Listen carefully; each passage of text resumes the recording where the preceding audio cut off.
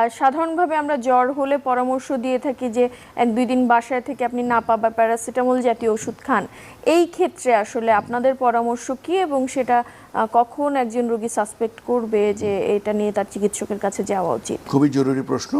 যে আপনি জানেন আজকাল যেহেতু ডেঙ্গু অনেকদিন ধরে আমাদের মাঝে আছে, দর্শকরাও অনেকেই জানেন যে ডেঙ্গু জ্বরের মূল লক্ষণ হচ্ছে যে হঠাৎ করে জ্বর আসবে, এবং জ্বরটা এসে সাধারণত দেখা যায় প্রথম দিন বা দ্বিতীয় দিনে জ্বরের মাত্রা বা প্রকোপ বেশি, 102 ডিগ্রি ফারেনহাইট 3-4 হয়ে যাচ্ছে, এটি একটি লক্ষণ। তার সাথে বিশেষ লক্ষণ হচ্ছে শরীর ব্যথা, এবং বিশেষ করে চোখ বা চোখের পিছনে ব্যথা, চোখ নাড়াতে গেলে ব্যথা। এই ব্যথাটা ডেঙ্গু জ্বর ছাড়া অন্যান্য জ্বরে আমরা তেমন একটা পাই না। হ্যাঁ, অন্যান্য ইনফ্লুয়েঞ্জা, অন্যান্য জ্বরে মাথা ব্যথা হয়, শরীর ব্যথা হয়, তো ডেঙ্গু জ্বরে এই ব্যথাটা বেশি হয়, বিশেষ করে মাথা ব্যথা। এবং তার সাথে যেটা হয় যে অন্য জ্বরের সাথে